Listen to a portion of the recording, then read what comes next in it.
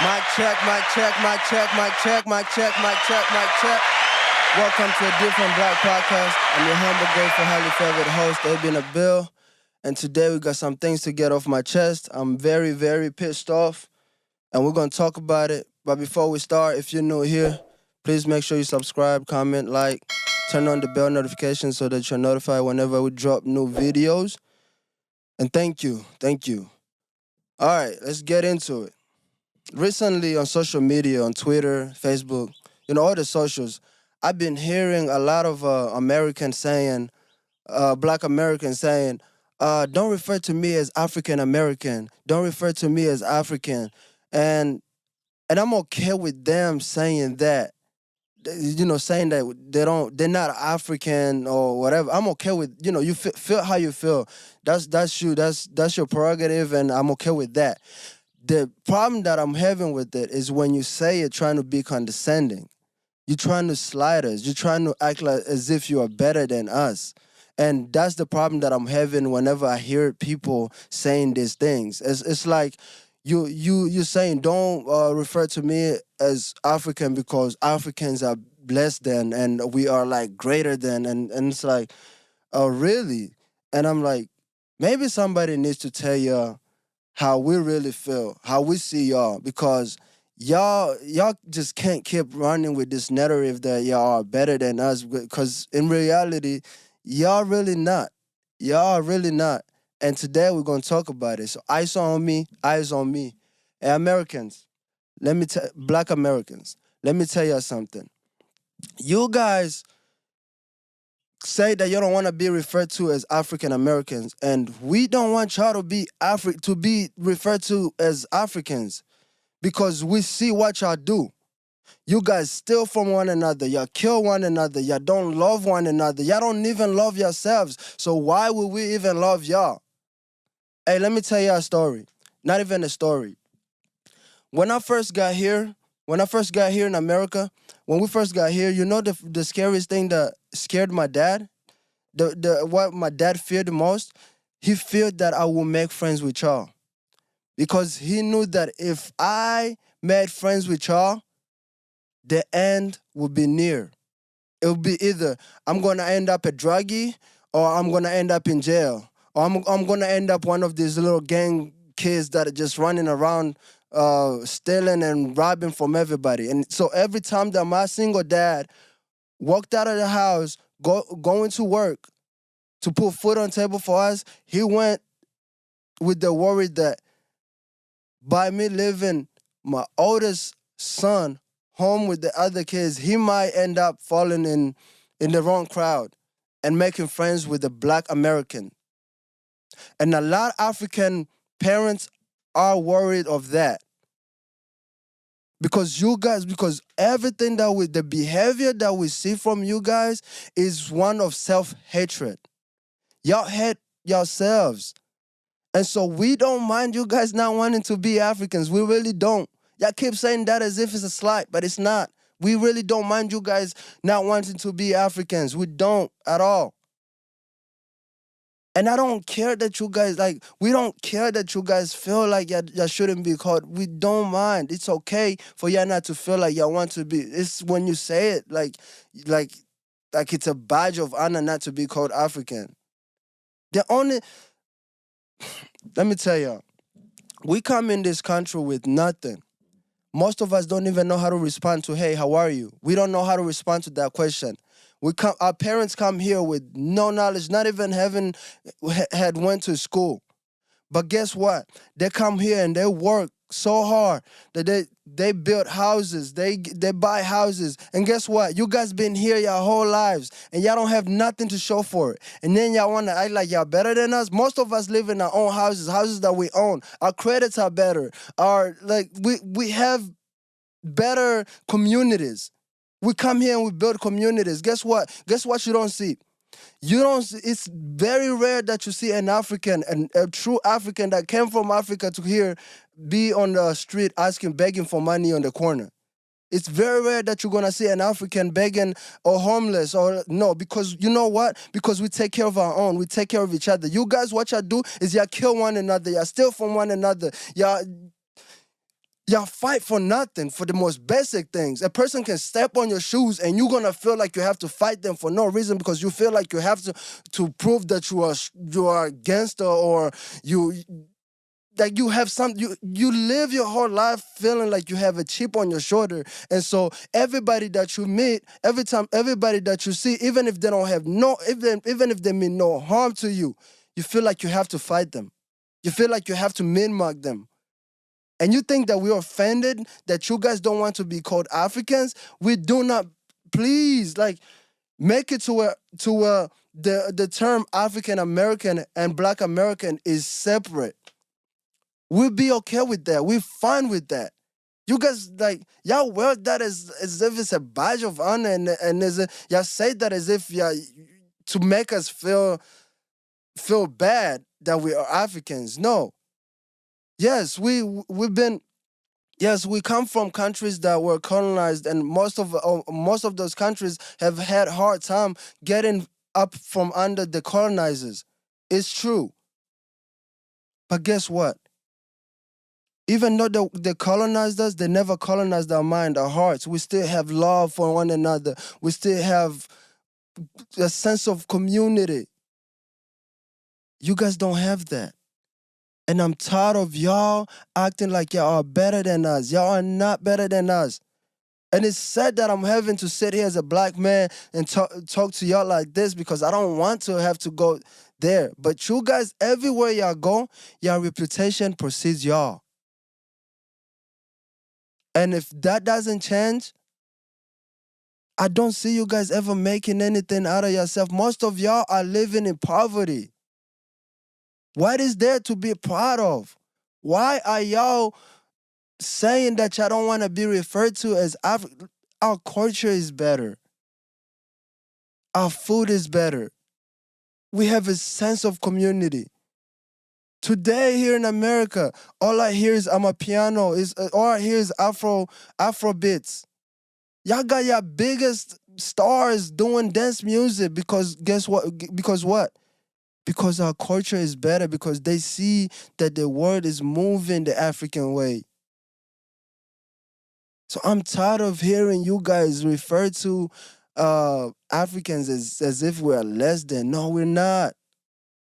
We came here with nothing. But if you look at what most of us has built here in America, it's way, way more than most of y'all who've been here your whole lives. And guess what? We come here with nothing. Like not a dollar to our names. But we get here, we put our head down, we do the work necessary, and we have a plan. Most of us, and not just here, most of us are coming here, we are buying houses here while also building houses back in our home, in our countries. You guys, today, if the white man says get rid of all the blacks, you guys have nowhere to go. Y'all lost your roots. Even though we were colonized, we still have our roots. We still have love. We don't hate one another. I could literally fly from here to a random different state. And if I see an African, I know I'm home. I know they're going to take care of me. We don't live like that, but we know that if I knock on a fellow African home and say, hey, I need help, they're going to take care of me. You guys can't do that. Because you guys have ops everywhere. You guys see each other as ops. We don't do that. And I'm tired of y'all acting like as if like you guys are better than us. You're not. You're not. And it's better that we just coexist that way. I'm tired of it. And I just had to set the record straight. Like, you guys cannot continue doing this to us. Y'all can continue saying that y'all don't want to be referred to. You guys been here your whole life, and all I hear is y'all fighting for reparations. And it's cool. I'm with y'all in that fight. I want y'all to get your reparations. But in the moment that you don't get it or you're not getting it, why not go to work? Why not build your life? Instead of waiting for the white man to come and save you, why not go and do something? And then you want to act as if you're better than us? How? Where? Show me. Cause I can show you. Just here where I live in the state I'm in, I can show you so many Africans who have their own businesses, who have their own houses that they own. Most of y'all are living in the projects, living off Section 8, food stamps. What are we talking about? And I'm mad, man. Oh man, y'all got me hot this morning.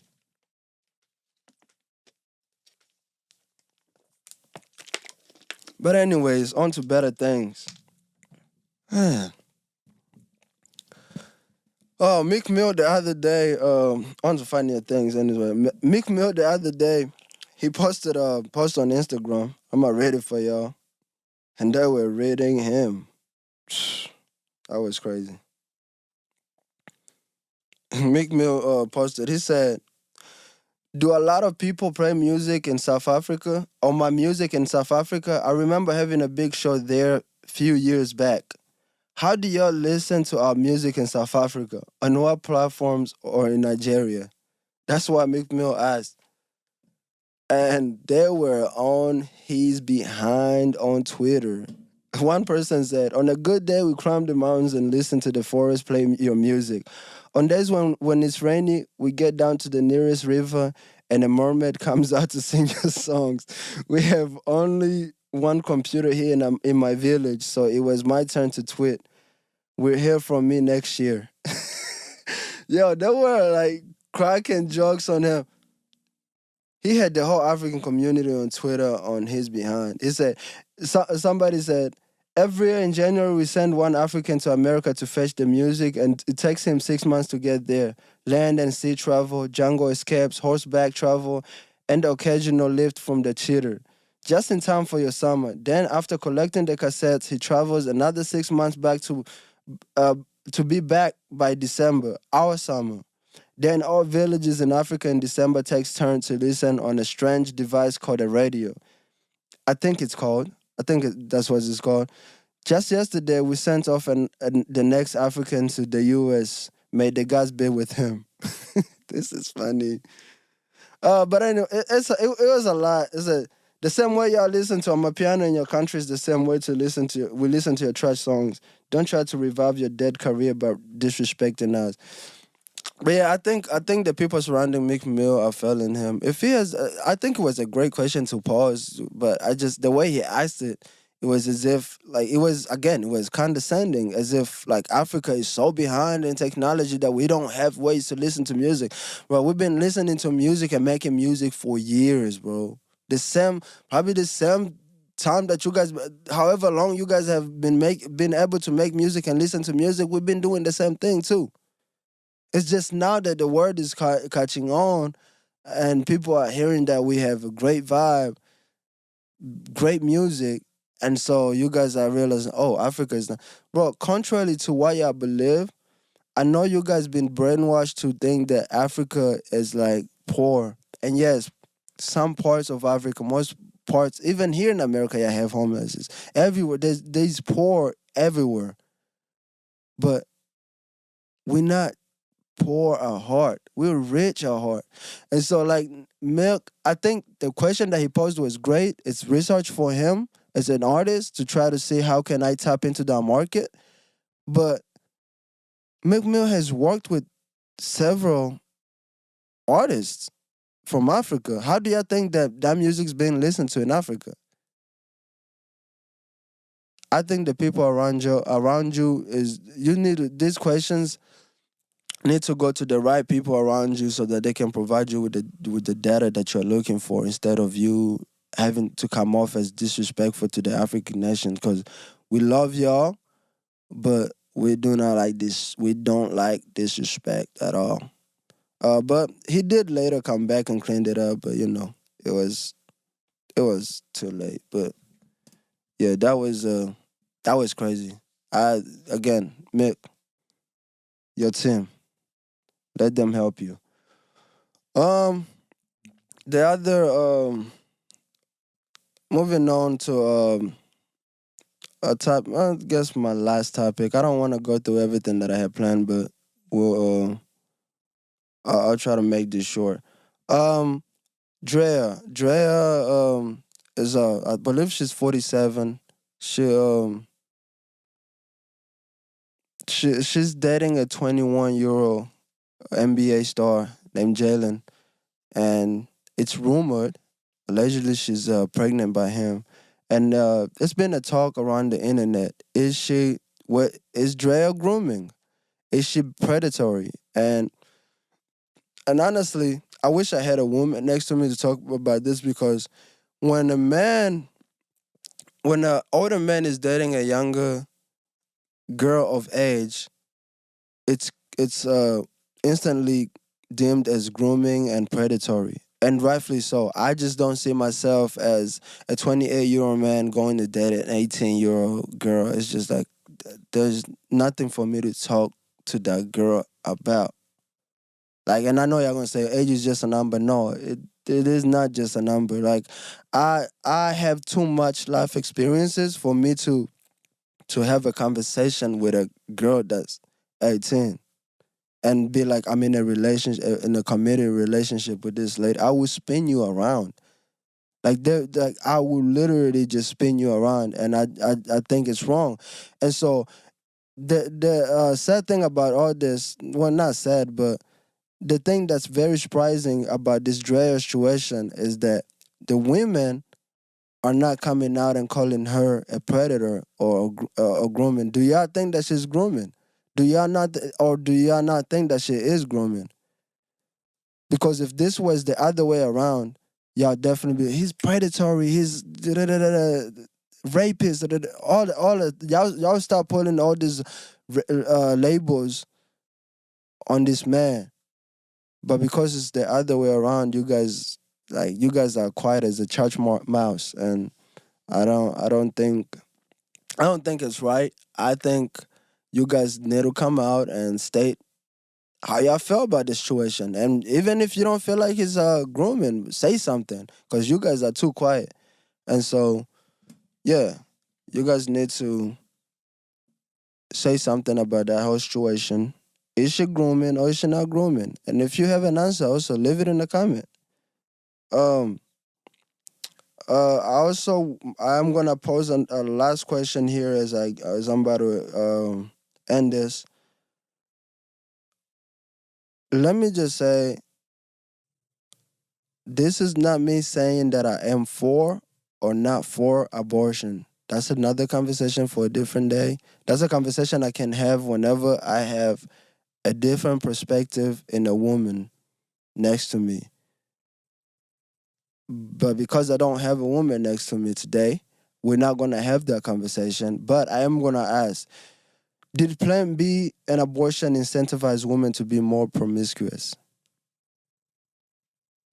Do y'all think that the access to birth control and Plan B have made it to where you guys are just, more promiscuous? And I'm not saying it's wrong or right. I just want to know because it's like everything nowadays is just over sexualized. Like the women and before y'all used to say the man sexualizes y'all and like y'all look we objectify y'all, but now it's y'all doing it to yourselves. But I guess whenever y'all do it to yourselves, it's more of body positivity. And I'm a woman and I can do whatever you want. And rightfully so, you should do whatever you want with your body. But I want to know, did Plan B, the access to Plan B and birth control and, abortion, did this incentivize y'all to be that way? Because I'm very, very, very curious to know. And if you have an answer, please um, leave it in a comment or hit me up, DM me, because I really want to know. But with that being said, man, that's the end of our show today, man. Again, it's a different black podcast. I'm your humble, grateful, highly favored host, AB Nabil. Until next time, man, I'll see y'all. Y'all be safe. Again, if you're new here, make sure you hit the subscribe button, turn on the bell notification, and make sure that you share this to others. I'll see y'all next time, man. Different vibe. Yeah. Peace.